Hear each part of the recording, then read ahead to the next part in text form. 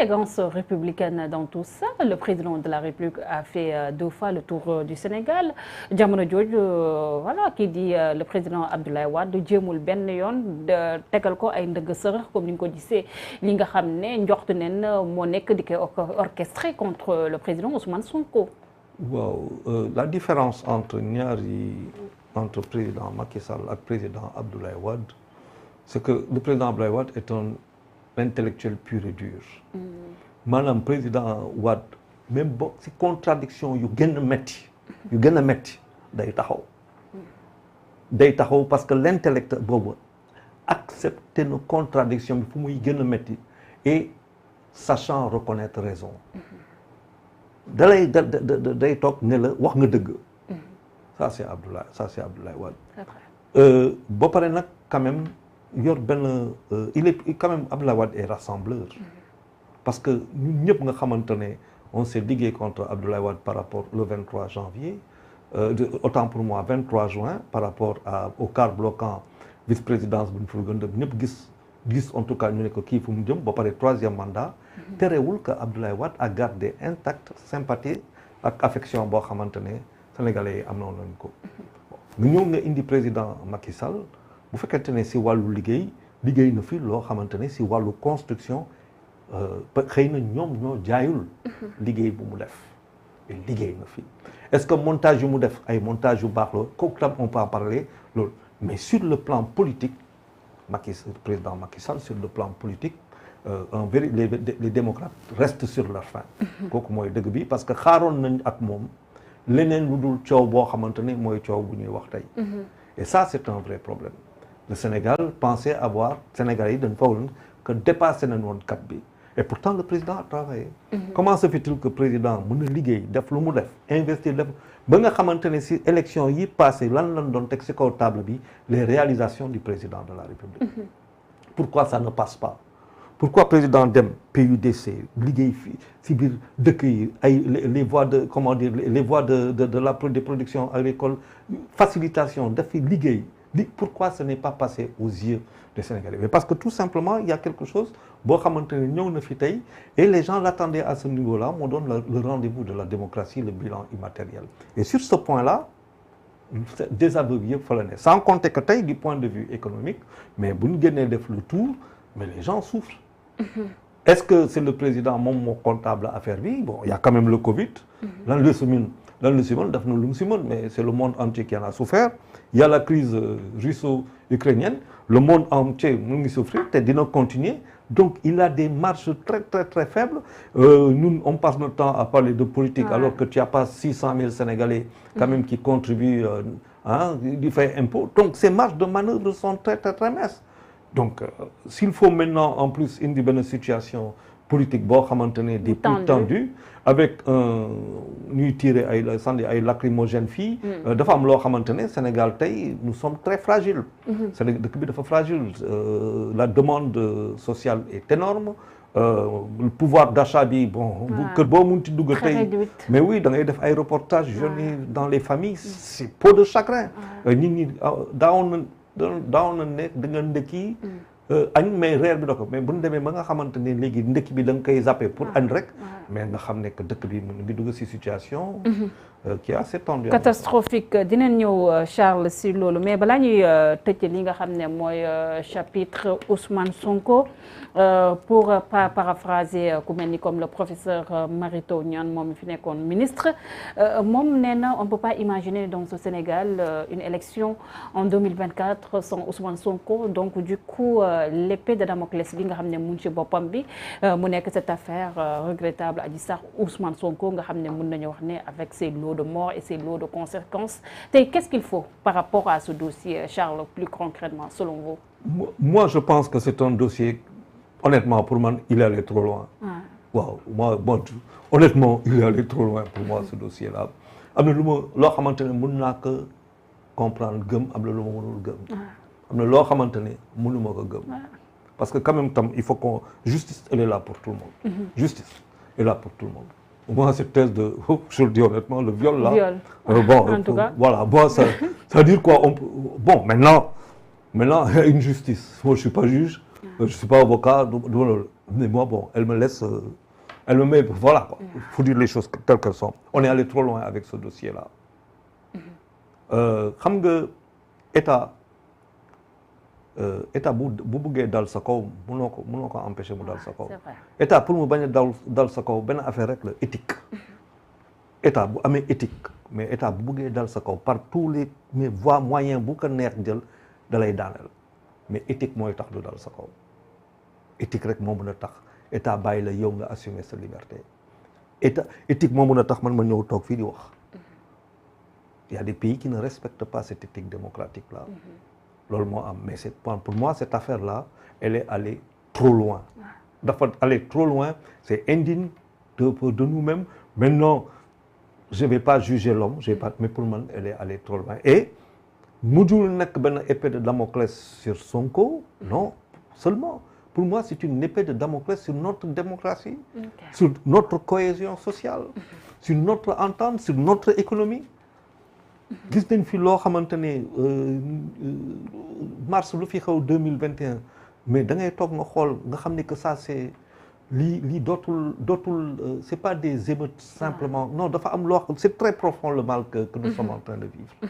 C'est très profond. Nous vivons un malaise très profond. Faut que nit ñi au nom de la démocratie ak ay intérêts supérieurs ñu xam que am na loo xamante ni moo ñu gën a mag. Tout à fait Charles sànq yaa ngi koy wax malaise bu profond la ñuy dund Sénégal le panier de la ménagère cette conjoncture sociale nga xam ne mën nañu wax ne personne n'est épargné fu mu toll nii dans le pays le président de la République Macky Sall teg gouvernement bu bees indi ay concertation au palais 15 jours après les concertations remettre neen ci table ki nga xam ne mooy le premier ministre yi nga xam ne moo nekk les urgents du moment moo nekk wàllum cherté de la vie bi loyer bi transport bi ak li nga xam ne mooy xëy ndaw yi le FMI prévoir fii ak 2023 benn croissance pour le Sénégal à 8,1% si wàllum exploitation li nga xam ne mooy pétrole bi gis nga sax Ousmane Sonko génn si discours jamono si yu wees yi rawatina ba noonu entamé li nga xam ne mooy nemmeeku turam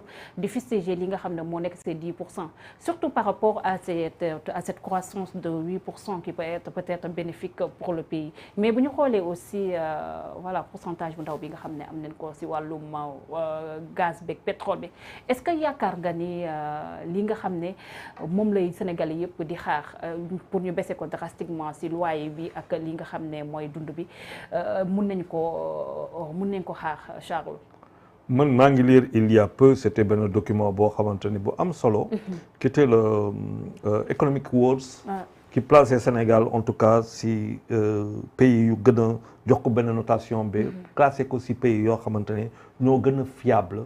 ñoo gën a fiable si ay données yu ñuy jox. parce que il faut faire attention on a beaucoup dit Sénégal numéro 1 mais Sénégal numéro 1 sur la fiabilité des données. donc PIB yooyu yëpp da nga koy dégg mais c'est des données officielles yoo xamante ne parfois nit ñi duñ koy jox gën buñ koy jox maanaam ñu bëri duñu comprendre boo demee ba ne par exemple que le Sénégal sera à 8% PIB de son kii benn croissance de 8 lu am solo la mais boo demee ba xool kooku mooy maanaam la richesse générée si année bi si Sénégal mais loolu yëpp boo xoolee c'est la richesse globalement générée mais maintenant est-ce que Sénégalais lambda mooy maanaam il bénéficie de cette richesse et comment ça va impacter moom sur sa vie de tous les jours wax bi fa la ne bu ñu xoolee ñi nga xam ne ñooy supporter aussi suñu économie. voilà parce que boo xoolee par exemple sénégalais bu 1960 lu mu doon am 1960. si PIB ñu koy calculer si PIB sénégalais googu nga jël ko tey 2022 maanaam $60 moo si am defe naa peut-être wala $100 de plus moo fa am.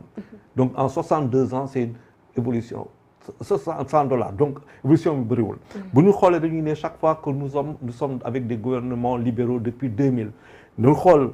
Exactement ñaata ñoo doon fay impôts yi en 2000 avant l'arrivée d'Abdoulaye Wade au pouvoir 22 ans après nous sommes toujours moins de 60 000 personnes à payer les impôts quelles sont les créations d'emplois d'entreprises dans l'entrepreneuriat yu am doole dans le cadre industriel dans le cadre tertiaire wala dans le cadre de l'agroalimentaire mooy maanaam dans le cadre de la transformation agricole lan moo fi indi bu ñu xoolee c'est pas beaucoup donc le président n'a pas beaucoup de marge de manœuvre le pays est riche wax dëgg très riche même. Le pays est riche.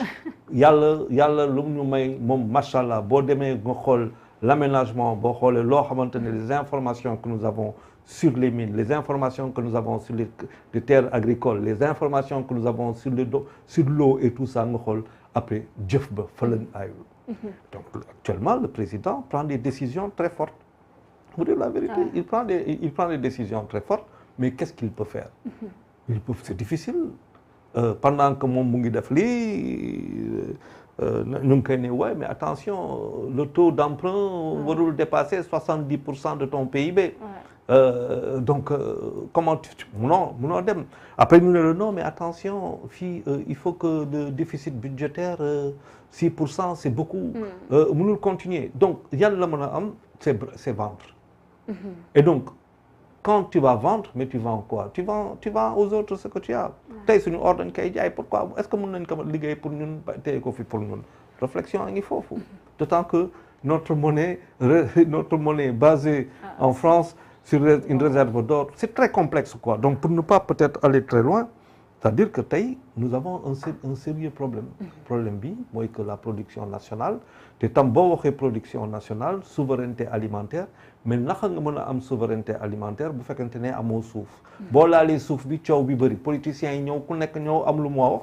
te yow sa biir dëkk amoo ñoo xamante ne kattan nga am nañ ko pour exploiter suuf bi faw nga ubbeeku jël suuf ki doo ko jaay mais da nga koy louer. suuf bi da nga koy louer. pour 25 ans wala convention yooyu yaa xam di ko louer derrière ñu lay fay ay taxes nga am production loo xamante ne day dem di gën a yokk donc dëkk bi entre politique les politiques ñoo xamante ni lu bëri duñu wax dëgg. ak l'économie dont tu sais personne n'en parle fii économie boo waxee économie daanaka kenn lu la dégg te économie moo yor dëkk. gannaaw politique bu koy teral donc tey pour man le président il est dans une situation complexe. Qui sont totalement exogènes, indépendants de notre volonté. Am na ay efforts yu bëri yoo xamante ni dañ koy def pour maintenir les prix. Mais toutes nos denrées pour l'essentiel bitim réew lay jógee. Donc denrées yooyu dañ ko fay indi fret bi yokku. ñoom seen pays d'origine lépp a yokku. Donc ñun gësaguñu dara. Pour man ñi ni war nañ xam te il est heureux qu'il est mu def affaire boobu waxtaan ak ñi ñu war nañ gën a mën waxante dëgg dañ waxante dëgg. Ça va être de plus en plus difficile. C'est vrai. Ça va être de plus en plus difficile bu ñu continuer nii gis nañ France lu fa xew. nit ñi ñu ngi xeex ci station pompage ku xalaatoon tubaab bu tumuranke moom beneen façon nit lay doon. C'est vrai. ñu ngi xeex seen dëkk. xalaatal fii rek ñu ne on a des déficits d'alimentation sur le carburant. waxu ba la il va falloir prioriser. bu fekkente ne on a des déficits ci carburant. mais il faut que ñu nangu entreprise yi yor ko.